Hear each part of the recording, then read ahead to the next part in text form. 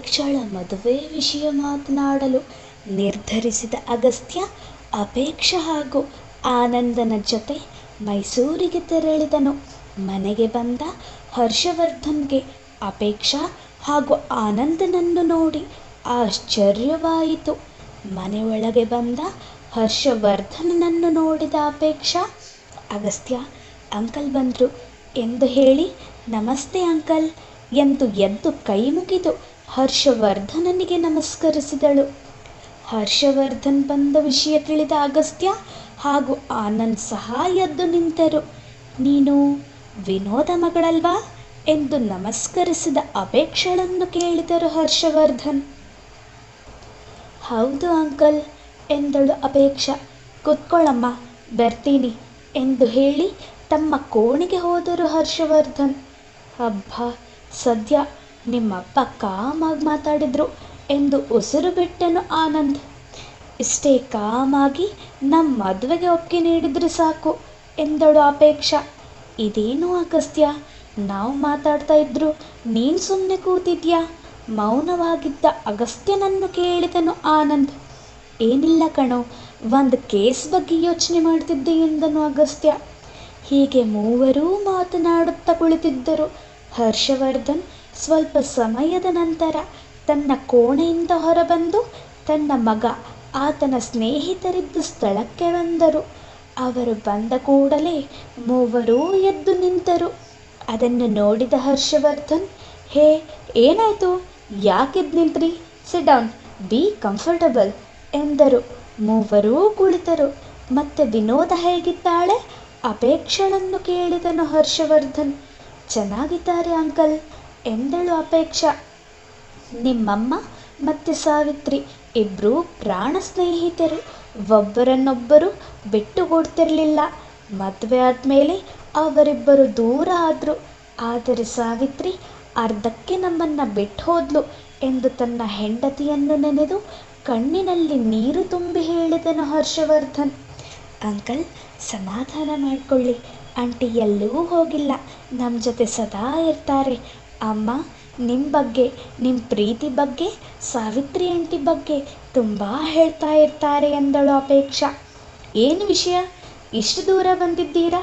Friend ನೋಡೋಕ ಕೇಳಿದರು ಹರ್ಷವರ್ಧನ್.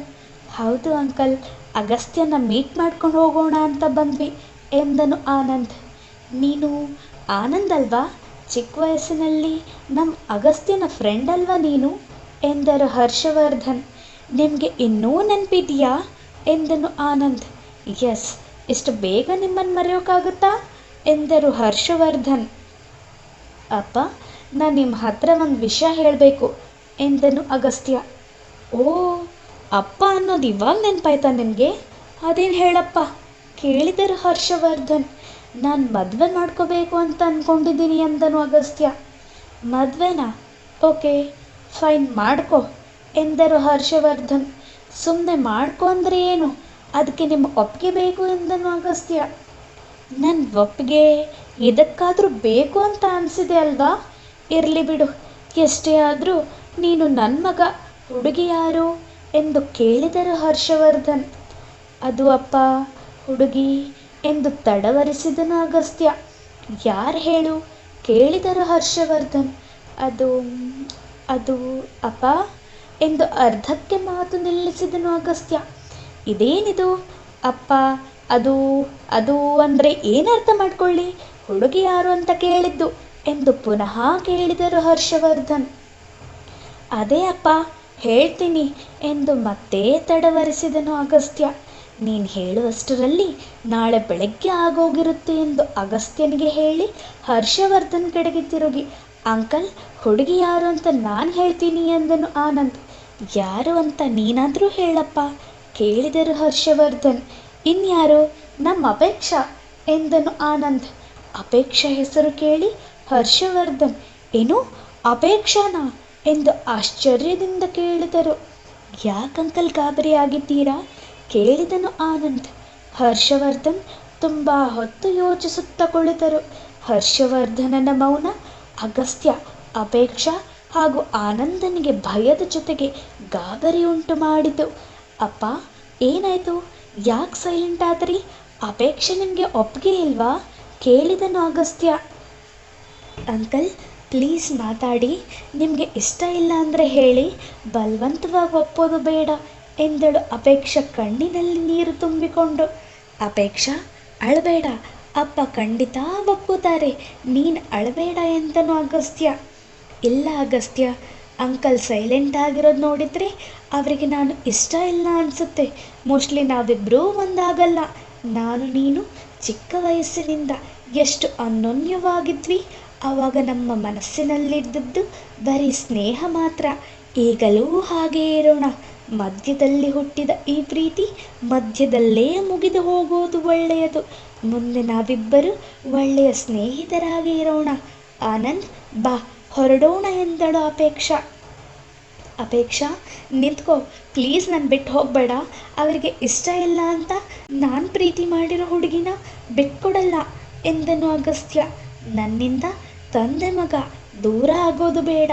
ತಂದೆ ಮಗನ್ನ ದೂರ ಮಾಡಿದ ಆಪಾದನೆ ಸಹ ನನಗೆ ಬೇಡ.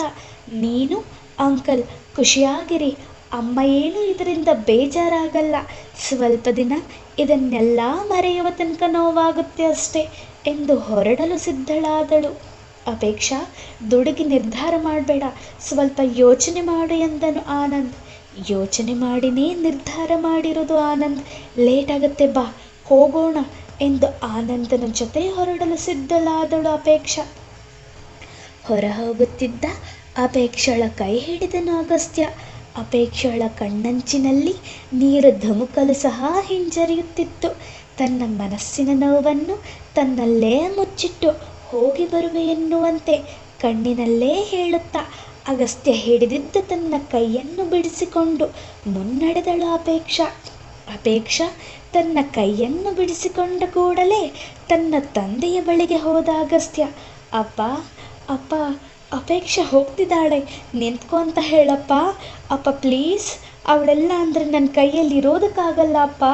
ಅವಳು ಹೋಗ್ತಿದ್ದಾಳಪ್ಪ, ನಿಂತ್ಕೊ ಅಂತ ಹೇಳು ಎಂದು ಅಪೇಕ್ಷಾ ಕಡೆ ತಿರುಗಿ, ಅಪೇಕ್ಷಾ ಪ್ಲೀಸ್ ಹೋಗಬೇಡ, ಅಪ್ಪ ಮಾತಾಡೋವರೆಗೂ ಹೋಗಬೇಡ, ಪ್ಲೀಸ್ ನಿಂತ್ಕೋ ಎಂದು ಸೋತು ನೆಲದ ಮೇಲೆ ತನ್ನ ಮಂಡಿಯೋರಿ ಕುಳಿತನು ಅಗಸ್ತ್ಯ ನೋವಿನಿಂದ. ಅಪೇಕ್ಷಾ ತನ್ನ ಕಾಲನ್ನು ಹೊಸಲಿನಿಂದ ಹೊರ ಇಡಲು, ಅಪೇಕ್ಷಾ ನಿಂತ್ಕೊಮ್ಮ ಎಂಬ ಹರ್ಷವರ್ಧನನ ಧ್ವನಿ ಕೇಳಿಸಿತು.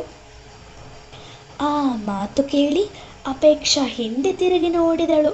ಕೆಳಗೆ ಕುಸಿದಿದ್ದ ಅಗಸ್ತ್ಯ ಆಶ್ಚರ್ಯದಿಂದ ಮೇಲೆದ್ದನು.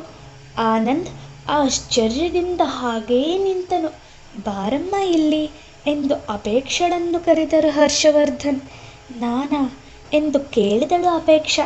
ನೀನೇ ಬಾ ಎಂದರು ಹರ್ಷವರ್ಧನ್. ಅಪೇಕ್ಷಾ ಸಂಕೋಚದಿಂದ ಹರ್ಷವರ್ಧನ್ ಇದ್ದಲ್ಲಿಗೆ ಬಂದಳು. ಅಗಸ್ತ್ಯನಿಗೆ ಏನಾಗುತ್ತಿದೆ ಎಂದು ತಿಳಿಯಲಿಲ್ಲ. ತನ್ನ ಮುಂದೆ ಬಂದು ನಿಂತ ಅಪೇಕ್ಷಳನ್ನು, ನಾನು ನಿನ್ನನ್ನು ಮನೆ ಸೊಸೆ ಮಾಡ್ಕೋಬೇಕು ಅಂತ ಇದ್ದೀನಿ, ಆದರೆ ನೀನು ಮನೆಯಿಂದ ಆಚೆ ಹೋಗ್ತಾ ಇದೆಯಲ್ಲ, ಇದು ಸರಿನಾ ಎಂದು ಕೇಳಿದರು ಹರ್ಷವರ್ಧನ್.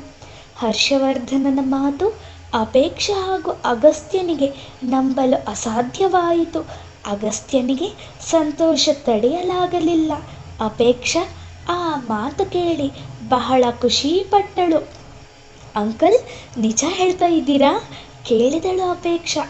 ಅಂಕಲ್ ಅಲ್ಲ, ಮಾವ. ಇನ್ನೊಂದ್ಸಲ ಅಂಕಲ್ ಅಂದರೆ ಸರಿ ಇರಲ್ಲ ನೋಡು ಎಂದರು ಹರ್ಷವರ್ಧನ್. ಅಪ್ಪ, ನಿಮಗೆ ಅಪೇಕ್ಷಾ ಓಕೆನಾ ಕೇಳಿದನು ಅಗಸ್ತ್ಯ. ಏಯ್ ಫೂಲ್, ಅಪೇಕ್ಷಾ ನನಗೆ ಯಾವಾಗಲೋ ಹಿಡಿಸಿದ್ಲು. ನೀವಿಬ್ಬರು ಚಿಕ್ಕವರಿದ್ದಾಗಲೇ ನಾನು ನಿಮ್ಮಮ್ಮ ನಿನ್ನ ಹಾಗೆ ಅಪೇಕ್ಷಾ ಮದುವೆ ಬಗ್ಗೆ ನಿರ್ಧಾರ ಮಾಡಿದ್ವಿ. ಟೈಮ್ ಬರಲಿ, ವಿನೋದ ಹತ್ರ ಹೋಗಿ ಮಾತಾಡೋಣ ಅಂತ ಸುಮ್ಮನೆ ಇದ್ದೆ. ಈಗ ನೋಡಿದ್ರಿ, ನೀನೇ ಬಂದು 4 ವಿಷಯ ಹೇಳುವಾಗ ಒಪ್ಪದೆ ಇನ್ನೇನು ಮಾಡಲಿ? ನಿನ್ನ ಆಸೆನ ನಾನು ಯಾವತ್ತೂ ಬೇಡ ಅಂತ ಹೇಳ್ತೀನಿ. ನಿನ್ನ ಸಂತೋಷನೇ ನನ್ನ ಸಂತೋಷ ಎಂದು ಅಗಸ್ತ್ಯನ ತಲೆ ಸವರಿ ಹೇಳಿದರು ಹರ್ಷವರ್ಧನ್. ಅಗಸ್ತ್ಯ ಸಂತೋಷದಿಂದ ತನ್ನ ತಂದೆಯನ್ನು ಅಪ್ಪಿ, ಥ್ಯಾಂಕ್ಸ್ ಅಪ್ಪ, ಥ್ಯಾಂಕ್ ಯು ಸೋ ಮಚ್ ಎಂದನು. ಇರಲಿ ಇರಲಿ, ನೀನು ಅಂದ್ಕೊಂಡಿದ್ದ ಹಾಗೇ ಆಗಲಿ. ನನಗೂ ಈ ಅಪೇಕ್ಷೆ ಬೇಕಿತ್ತು, ಆದರೆ ಎಷ್ಟು ಹತ್ತಿರದಿಂದ ಸಿಗ್ತಾಳೆ ಅಂತ ಅಂದ್ಕೊಂಡಿರಲಿಲ್ಲ. ಕುರಿ ಬಂದು ತಾನಾಗೇ ಹಳ್ಳಕ್ಕೆ ಬೀಳುವಾಗ ನಾನು ಯಾಕೆ ಬೇಡ ಅಂತ ಹೇಳಿ? ಇವಳನ್ನ ಇಟ್ಕೊಂಡು ನಿನ್ನ ಆಟಕ್ಕೆ ಬ್ರೇಕ್ ಹಾಕ್ತೀನಿ. ಇವಳಿಗೋಸ್ಕರ ಅಲ್ವಾ ನೀನು ನನ್ನ ಜೊತೆ ಮಾತಾಡೋದು ಬಿಟ್ಟಿದ್ದು? ಇವಳಿಗೋಸ್ಕರ ಅಲ್ವಾ ಸ್ವಂತ ಅಪ್ಪನಿಗೆ ಇಷ್ಟ ಇಲ್ಲದೇ ಇದ್ದರೂ ಮದುವೆ ಆಗ್ತೀನಿ ಅಂತ ಹೇಳಿದ್ದು? ಇವಳಿಂದಲೇ ನಿನ್ನ ಸರ್ವನಾಶ ಮಾಡ್ತೀನಿ. ನಾನು ನಿಮ್ಮಪ್ಪ ಕಣೋ, ನನ್ನ ಮುಂದೆನೇ ಆಟ ಆಡ್ತೀರ ನೀವು. ನಿಮ್ಮ ಆಟ ಅದೆಷ್ಟು ದಿನ ನಡೆಯುತ್ತೋ ನಾನು ನೋಡ್ತೀನಿ ಎಂದು ತನ್ನ ಮನಸ್ಸಿನಲ್ಲಿ ತಾನು ಮುಂದೆ ಮಾಡುವ ಕೆಲಸಗಳ ಬಗ್ಗೆ ಆಲೋಚಿಸುತ್ತಾ ಹೇಳಿದರು ಹರ್ಷವರ್ಧನ್. ಪರವಾಗಿಲ್ಲ ಅಗಸ್ತ್ಯ, ಇದರಲ್ಲೆಲ್ಲ ಥ್ಯಾಂಕ್ಸ್ ಯಾಕೆ? ನಾನು ನಿಮ್ಮಪ್ಪ ಇಷ್ಟೂ ಮಾಡಲಿಲ್ಲ ಅಂದರೆ ಹೇಗೆ ಎಂದು ಕೊಂಕನಗು ಬೀರಿದರು ಹರ್ಷವರ್ಧನ್. ತನ್ನ ತಂದೆಯ ಒಳಸಂಚಿನ ಬಗ್ಗೆ ತಿಳಿಯದ ಅಗಸ್ತ್ಯ ತನ್ನ ತಂದೆಯನ್ನು ನಂಬಿದನು. ಅಪೇಕ್ಷಾ ಹರ್ಷವರ್ಧನರ ಮಾತು ನಿಜ ಇರಬಹುದು ಎಂದು ನಂಬಿದಳು.